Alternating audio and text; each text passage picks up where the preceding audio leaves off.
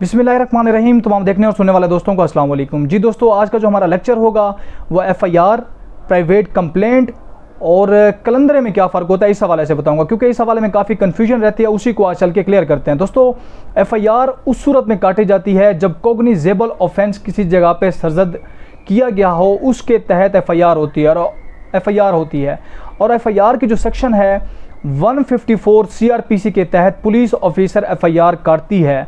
अब एफआईआर कब काटी जाती है दोस्तों? जब कॉग्निजेबल ऑफेंस कमिट होगा तब जाके एफआईआर काटी जाती है। और कॉग्निजेबल ऑफेंसेस कौन से होते हैं दोस्तों? कॉग्निजेबल ऑफेंस, कॉग्निजेबल को जो उर्दू में कहते हैं काबिल दस्तअंदाजी, जहां पुलिस अपनी दस्तअंदाजी या दखल अंदाजी करे मजिस्ट्रेट से पूछे बगैर, उसके ऊपर एफआईआर की जाती है। कॉग्निजेबल ऑफेंसेस में मजिस्ट्रेट की परमिशन नहीं लेनी होती जिसने वो जुर्म सरजद किया उसको गिरफ्तार करने के लिए। अब चलिए दोस्तों चलते हैं अब अपने प्राइवेट कंप्लेंट की जानिब। जो प्राइवेट कंप्लेंट है वो अंडर सेक्शन 200 सीआरपीसी के तहत की जाती है।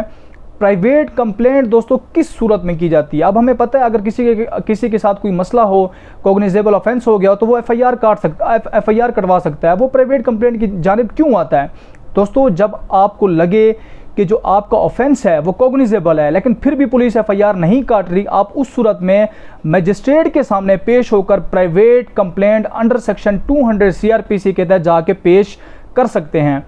अब जब आपने 200 के तहत एक प्राइवेट इस्तगासा जाकर मजिस्ट्रेट के सामने पेश किया तो मजिस्ट्रेट कंप्लेनेंट को, मतलब जिसने इस्तगासा दिया है और उसके जो विटनेसेस हैं उनको ऑन ओथ, मतलब उनसे हलफ लेके उसकी जांच पड़ताल करता है, उसकी कॉग्निजेंस लेता है। उसकी कॉग्निजेंस के बाद अगर मजिस्ट्रेट समझता है कि इसके ऊपर एफआईआर बनती है तो मजिस्ट्रेट एफआईआर के ऑर्डर कर सकता है या फिर उसी प्राइवेट कंप्लेंट के तहत उसको सज़ा भी दी जा सकती है।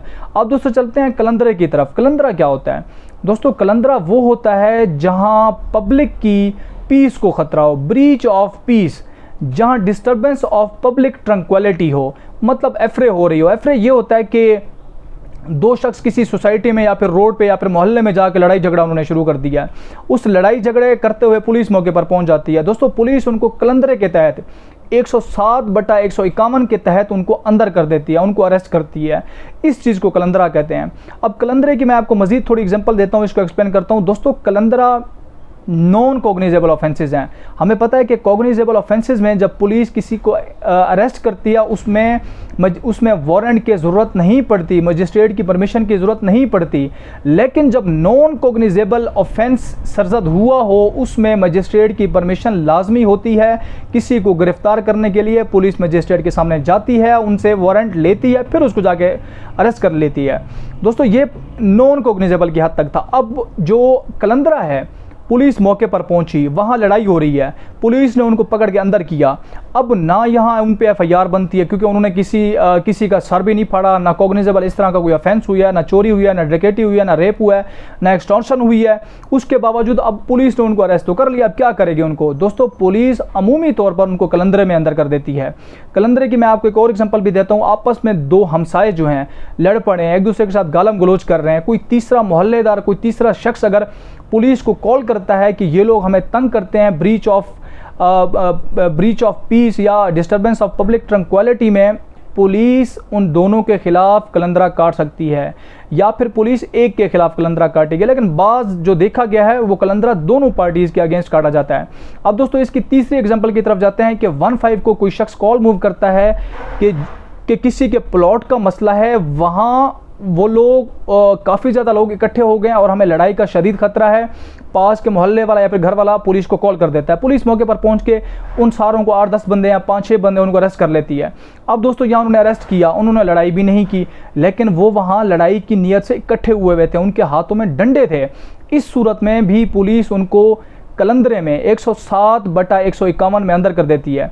अब दोस्तों, 107/51 में क्या प्रोसीडिंग्स होती हैं? दोस्तों, 107/151 में ये प्रोसीडिंग्स होती हैं जब वो उनको मजिस्ट्रेट के सामने पेश किया जाता है तो मजिस्ट्रेट को ये या तो फिर श्योरिटी देते हैं, मतलब जिसको अरेस्ट किया गया एक्यूज की जानिब से उसको श्योरिटी देनी पड़ती है कि मैं आइंदा इन फ्यूचर ये काम नहीं करूँगा।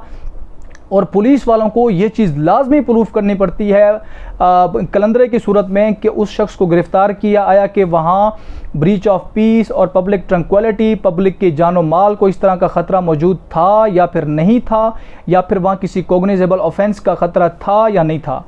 दोस्तों ये थे हमारे 3 लेक्चर एफआईआर, प्राइवेट कंप्लेंट और कलंदरा के हवाले से। एफआईआर सेक्शन 154 सीआरपीसी के तहत होती है, जो प्राइवेट कंप्लेंट होती है बिफोर मजिस्ट्रेट के सामने वो 200 सीआरपीसी के तहत होती है, और जब कलंदरा काटा जाता है, कलंदरा जो काटा जाता है 107 सीआरपीसी बटा 151 के तहत काटा जाता है। दोस्तों ये भी सीआरपीसी के तहत काटा जाता है। अब दोस्तों इन तीनों में मैंने आपको डिफरेंस भी बता दिया है कि एफआईआर कब काटी जाती है, जहाँ कॉग्निजेबल ऑफेंस किया जाए, जहाँ नॉन कॉग्निजेबल ऑफेंस होगा। अगर उस कंप्लेनेंट को लगता है कि ये कॉग्निजेबल ऑफेंस है, पुलिस उसको नॉन कॉग्निजेबल ऑफेंस कह रही है, वो उस सूरत में प्राइवेट कंप्लेंट के जरिए मजिस्ट्रेट के सामने अपनी शिकायत कर सकता है, क्योंकि वो पुलिस वाले उसकी एफआईआर नहीं काट रहे होते हैं। और दोस्तों कलंदरे का भी मैंने आपको समझा दिया कि कलंदरा जब ब्रीच ऑफ पीस या डिस्टर्बेंस ऑफ पब्लिक ट्रंक्विलिटी की सूरत में 107 बटा 151 यानी कि कलंदरा काटा जाता है। थैंक यू सो मच दोस्तों। आज का जो हमारा लेक्चर था इन तीनों लेक्चर्स के हवाले से था। अगर आपको समझ नहीं आती आप मुझसे कमेंट सेक्शन में पूछ सकते हैं, मैं मज़ीद भी इसको एलेबोरेट कर दूंगा। थैंक यू सो मच, अपना ख्याल रखिएगा।